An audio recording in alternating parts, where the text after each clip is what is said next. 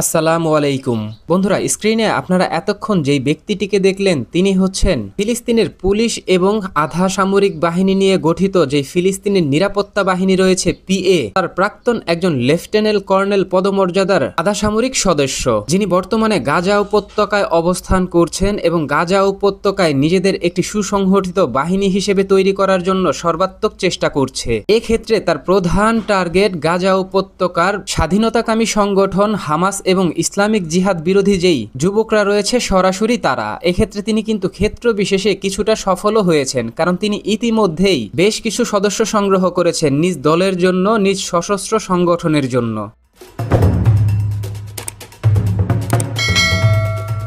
এখন প্রশ্ন হচ্ছে, গাজা উপত্যকায় এই যে নতুন সশস্ত্র সংগঠনের উৎপত্তি বা এই যে নতুন সশস্ত্র সংগঠনের আবির্ভাব, এর সাবেক সেনা কর্মকর্তা শেখ আবু নাসেরার হাত ধরে এই যে নতুন সশস্ত্র সংগঠনের আবির্ভাব ঘটল, তারা কি আদতে গাজা উপত্যকার স্বাধীনতা চায় কিনা, তারা কি ইসরায়েলের সাথে সরাসরি যুদ্ধে জড়াবে কিনা? অত্যন্ত স্পর্শকাতর এই বিষয়টিকে কেন্দ্র করে এই জায়গায় বলে রাখা ভালো, এই যে নতুন সামরিক বাহিনী বা বিদ্রোহী গোষ্ঠী তৈরি করা হয়েছে গাজা উপত্যকা শাওকি আবু নাসেরের নেতৃত্বে, তিনি কিন্তু তার নেতৃত্ব দিতে গিয়ে প্রধান বক্তব্যেই তিনি এটা নিশ্চিত করেছেন তিনি গাজা উপত্যকায় ইসলামিক জিহাদ এবং হামাসের সরাসরি বিরোধিতা করেছেন। এক্ষেত্রে তার বক্তব্য হচ্ছে, ইরানি মদতপুষ্ট এই দুইটি দল গাজা উপত্যকার মানুষকে শেষ করে ফেলেছে, গাজা উপত্যকার মানুষকে ধ্বংসস্তূপে ঠেলে দিয়েছে। হামাস এবং ইসলামিক জিহাদ এই দুইটি সংগঠনই সরাসরি সন্ত্রাসী সংগঠন, যারা গাজা উপত্যকায় বিশৃঙ্খলা তৈরি করছে। তাদের জন্যই ইসরায়েলি সশস্ত্র বাহিনীর হামলায় গাজা উপত্যকার লাখ লাখ মানুষ আজ বাস্তুচ্যুত হয়েছে এবং লক্ষাধিক মানুষ নিহত হয়েছে। এক্ষেত্রে তিনি তার বক্তব্যে এটাও নিশ্চিত করেছেন তার যোদ্ধাদেরকে উদ্দেশ্য করে, হামাস বা ইসলামিক জিহাদের যেই সদস্যরা রয়েছে তাদের থেকে তোমাদের জুতাও বেশি পবিত্র, এবং হামাস এবং ইসলামিক জিহাদ যোদ্ধাদের মুখে যেই দাড়ি রয়েছে সেই দাড়ির সবচাইতে বড় দাড়িটির থেকেও তোমার পোশাক এবং তোমার জুতো বেশি পবিত্র। তাই তোমরা তৈরি হও গাজা উপত্যকা থেকে ইসলামিক জিহাদ এবং হামাস যোদ্ধাদেরকে সরাসরি প্রতিহত করার জন্য। শাওকি আবু নাসেরা তিনি তার কর্মীদের উদ্দেশ্য করে এটাও বলেন, তোমরা জাতীয় বীর, তোমরা বীর সৈনিক, তোমরা গাজা উপত্যকা থেকে হামাসকে প্রতিহত করবে, গাজা উপত্যকা থেকে ইসলামিক জিহাদকে প্রতিহত করবে এবং ইসরায়েলি হামলা বন্ধে ইসরায়েলের উপর বড় ধরনের হামলা পরিচালনা করবে। এক্ষেত্রে তোমরাই হবে জাতীয় বীর। যারা হামাসকে প্রতিহত করতে পারে, যারা ইসলামিক জিহাদকে প্রতিহত করতে পারে, তারাই হচ্ছে জাতীয় বীর, সেটা যেখান থেকেই হোক, যেভাবেই হোক। বন্ধুরা, অত্যন্ত স্পর্শকাতর এই সংগঠনের বিষয়টিকে কেন্দ্র করে এই জায়গায় বলে রাখা ভালো, গাজা উপত্যকায় ইসরায়েলি মদদে ইতিমধ্যেই 4টি সশস্ত্র সংগঠন তৈরি হয়েছে, যারা ইতিমধ্যেই গাজা উপত্যকায় হামাস এবং ইসলামিক জিহাদের যে সেনা সদস্যরা রয়েছে তাদের উপর বর্বরচিত হামলা পরিচালনা করছে এবং ইসরায়েলের হয়ে সকল ধরনের মিশন পরিচালনা করছে গাজা উপত্যকার অভ্যন্তরে। পাশাপাশি তারা ইসরায়েলি মদদে গাজা উপত্যকায় যে সাধারণ নাগরিক রয়েছে যারা বাস্তুচ্যুত অবস্থায় এখান থেকে সেখানে আশ্রয়ের জন্য ছুটে বেড়াচ্ছে, তাদেরকে ফুসলে দেওয়ার চেষ্টা করছে এবং তাদেরকে হামাস এবং ইসলামিক জিহাদের বিরুদ্ধে বড় ধরনের পদক্ষেপ নেয়ার জন্য উস্কে দেওয়ার সর্বাত্মক চেষ্টা করছে। এখন দেখুন, শাওকি আবু নাসেরা তিনি তার বক্তব্যে সরাসরি কিন্তু ইসরায়েলি মদতপুষ্ট কাউন্টার টেরোরিজম স্ট্রাইক ফোর্স রয়েছে গাজা উপত্যকায়, যারা হামাসের উপর হামলা পরিচালনা করে, এই স্ট্রাইক টেরোরিজম ইউনিটের কিন্তু ব্যাপক প্রশংসা করে। অত্যন্ত লজ্জাজনক এই বিষয়টিকে কেন্দ্র করে এই জায়গায় বলে রাখা ভালো, আন্তর্জাতিক গণমাধ্যমে উঠে আসা তথ্যের ভিত্তিতে বহু বিশ্লেষক ইতিমধ্যেই দাবি করেছে গাজা উপত্যকায় হামাস বিরোধী শাওকি আবু নাসিরার যে সশস্ত্র সংগঠন তৈরি করা হয়েছে তা সরাসরি ইসরায়েলের মদতপুষ্ট, যারা ইসরায়েলের হয়ে গাজা উপত্যকায় হামাস এবং ইসলামিক জিহাদের উপর মিশন পরিচালনা করবে। এক্ষেত্রে গাজা উপত্যকায় 5ম সশস্ত্র গোষ্ঠীর আবির্ভাব ঘটল, যারা সরাসরি ইসরায়েলি মদতপুষ্ট।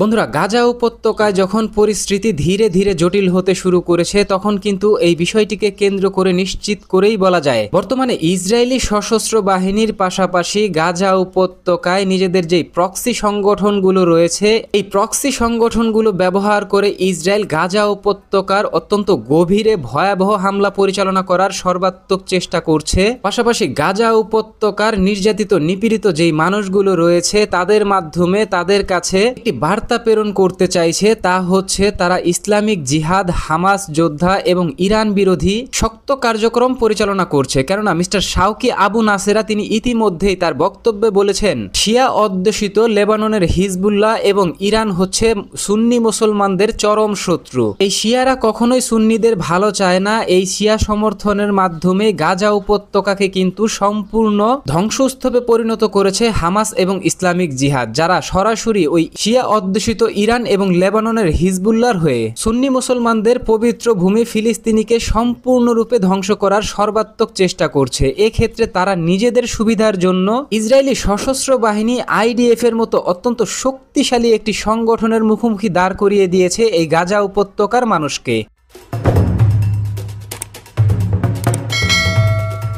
বন্ধুরা, অত্যন্ত স্পর্শকাতর এই বিষয়টিকে কেন্দ্র করে এই জায়গায় বলে রাখা ভালো, গাজা উপত্যকার অভ্যন্তরে ইসরায়েলি সশস্ত্র বাহিনী যখন ভয়াবহ হামলা পরিচালনা করছে এবং প্রতিনিয়ত ইসরায়েলি সশস্ত্র বাহিনী গাজা উপত্যকার রাফা সীমান্তবর্তী যেই অঞ্চল রয়েছে এই সীমান্তবর্তী অঞ্চলে ব্যাপক নজরদারি বৃদ্ধি করছে, যাতে গাজা উপত্যকার স্বাধীনতাকামী সংগঠন হামাস এবং ইসলামিক জিহাদের হাতে কোনো ধরনের সমরাস্ত্র আসতে না পারে। এই বিষয়টিকে কেন্দ্র করে স্বাধীনতাকামী সংগঠন হামাস এবং ইসলামিক জিহাদও কিন্তু এবার বড় পদক্ষেপ নিয়েছে। তারা এবার সরাসরি গাজা উপত্যকা থেকে নয়, তারা এবার সিরিয়ার রাজধানী দামেস্কে যেই ফিলিস্তিনি শরণার্থী শিবির রয়েছে সেই শিবিরগুলোতে ব্যাপক প্রচারণা চালাচ্ছে সদস্য সংগ্রহ করার জন্য।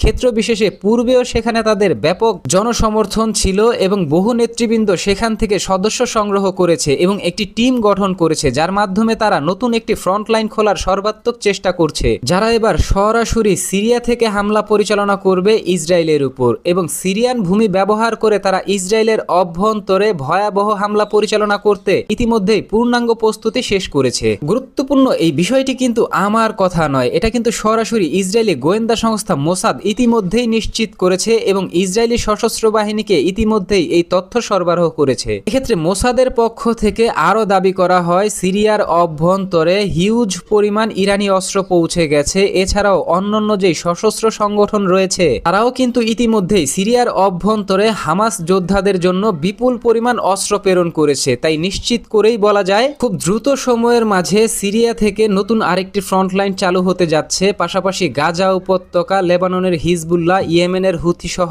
ইরানের হামলার প্রবল চাপ সামলাতে হবে ইসরায়েলকে। এখন দেখুন, মোসাদের পক্ষ থেকে এটাও নিশ্চিত করা হয়েছে ইসরায়েলি সরকার প্রধানদেরকে এই যে হামাস যোদ্ধারা সিরিয়ার অভ্যন্তরে সংগঠিত হচ্ছে এর নেতৃত্ব কিন্তু দিচ্ছে সরাসরি জোলানি সরকারের বেশ কয়েকজন উচ্চ পদস্থ সিরিয়ান সেনা কর্মকর্তা এবং সরকারের উচ্চ পর্যায়ে থাকা বেশ কয়েকজন রাজনৈতিক নেতৃবৃন্দ, যারা হামাস যোদ্ধা, ইসলামিক জিহাদ এবং সিরিয়ান যে বিদ্রোহী গোষ্ঠী রয়েছে তাদের ব্যবহার করে সরাসরি গোলান হাইটে হামলা পরিচালনা করে গোলান হাইটের পূর্ণাঙ্গ নিয়ন্ত্রণ সিরিয়ার হাতে নেওয়ার জন্য সর্বাত্মক চেষ্টা করছে।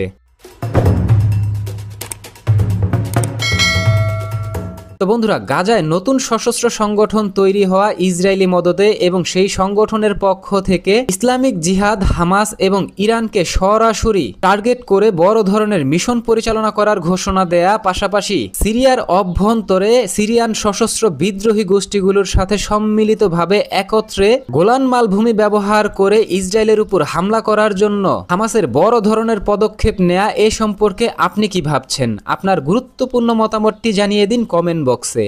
আমাদের ভিডিওটি ভালো লাগলে আমাদের সমর্থন করতে ভিডিওটিতে লাইক, কমেন্ট, শেয়ার এবং চ্যানেলটিকে সাবস্ক্রাইব করে সঙ্গে থাকুন। ধন্যবাদ।